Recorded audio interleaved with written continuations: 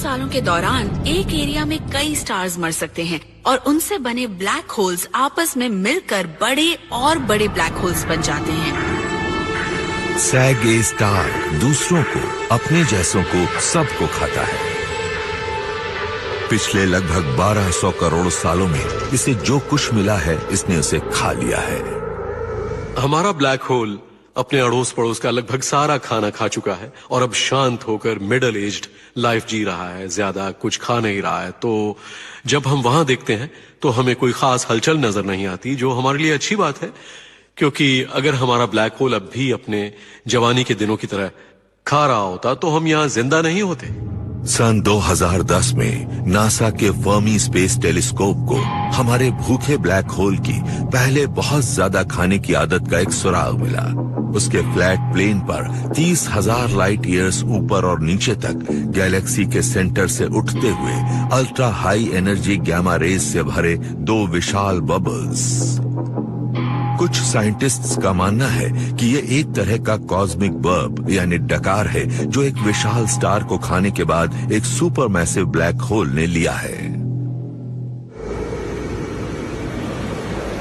ये black hole जो कुछ भी खाता है उसे अपने अंदर फिट इसलिए कर पाता है क्योंकि ये एक अल्टीमेट ट्रैश कंप्रेसर है जो मैटर को कुचलकर हद से ज्यादा छोटा बना देता है।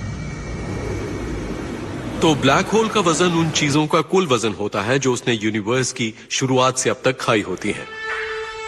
करोड़ों सालों तक जी भर के खाने के बाद सैग ए स्टार का वजन हमारे सन के मास से 46 लाख गुना ज्यादा हो चुका है। पर यह सारा मास सन से सिर्फ 20 गुना ज्यादा चौड़े इलाके में है और वो स्टार्स, डस्ट और गैस की एक चमकती हुई चादर से ढका हुआ है। ब्लैक होल के पास पहुंचते हुए प्रोब के साथ कुछ बहुत अजीब हो रहा है। अभी तक ये बिल्कुल सीधे रास्ते पर चल रहा था, पर अब इसकी ट्रेजेक्ट्री में घुमाव आने लगा है। असल में प्रोब के नजरिए से कुछ भी अजीब नहीं हो रहा है, पर अगर आप इस प्रोब को बाहर से देख रहे हैं, वो सीधा रास्ता अब सीधा रास्ता नहीं रहेगा, वो सीधे रास्ते से हट जाएगा ब्लैक होल के इर्द गिर्द की एक्चुअल स्पेस की वजह से।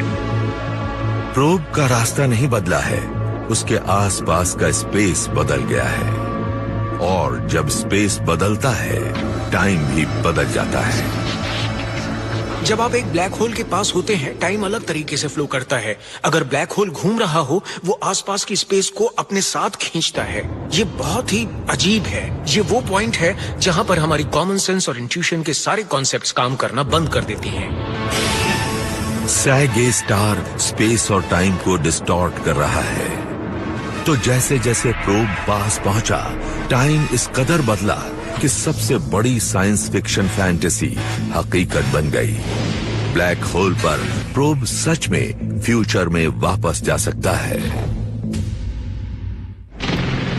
जिस वक्त प्रोब हमारी गैलेक्सी के सेंटर में मौजूद सुपर मैसिव ब्लैक होल के पास आ रहा है, उसे यूनिवर्स की सबसे बुनियादी ताकतों में से एक का सामना करना पड़ता है। एक फोर्स जिसमें स्पेस को ट्विस्ट करने की और प्रोब को टाइम में कहीं और पहुंचाने की ताकत है। ग्रेविटी हमें हर जगह नजर आती है। चीजें हमेशा नीचे गिरती हैं। आप अर्थ की सतह से ऊपर नहीं उठ जाते हैं। वो हमारे जन्म से ही हमारी जिंदगी का हिस्सा होती है। पर पता चला कि ये बहुत मिस्टीरियस है और यूनिवर्स का एक बहुत अहम हिस्सा है। जब किसी चीज में मास होता है तो उसके पास स्पेस को बेंड करने की क्षमता होती है। आइंस्टाइन की थियोरी ऑफ रिलेटिविटी से पहले साइंटिस्ट्स स्पेस को एक स्टेज मानते थे जिस पर सारा एक्शन होता था। आइंस्टाइन के तेज दिमाग ने समझा कि इस ड्रामा में स्पेस खुद एक एक्टर है। हम उस जगह को स्पेस मानते हैं जो हमारे इर्द गिर्द होती है, पर असल में स्पेस एक चीज है, उसका एक फिजिकल कंपोनेंट है, एक ताना बाना या एक शीट की तरह। खाली स्पेस में लाइट एक सीधी लाइन में चलती है, पर अगर हमारे स्पेस के फैब्रिक पर सन जैसी कोई बहुत बड़ी चीज आ जाए तो उसकी जबरदस्त ग्रेविटी स्पेस को मोड़ देती है। जैसे ही लाइट सन के पास से गुजरती है, उसका सीधा रास्ता मुड़ जाता है।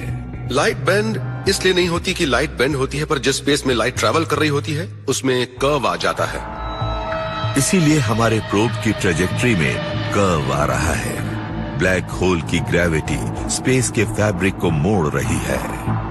वो हर चीज जो इस मुड़े हुए स्पेस से गुजरती है उसे मुड़े हुए रास्ते पर चलना पड़ता है, और इसमें लाइट भी शामिल है। कमाल की बात यह है कि न सिर्फ ग्रेविटी लाइट को ब्लैक होल में डालती है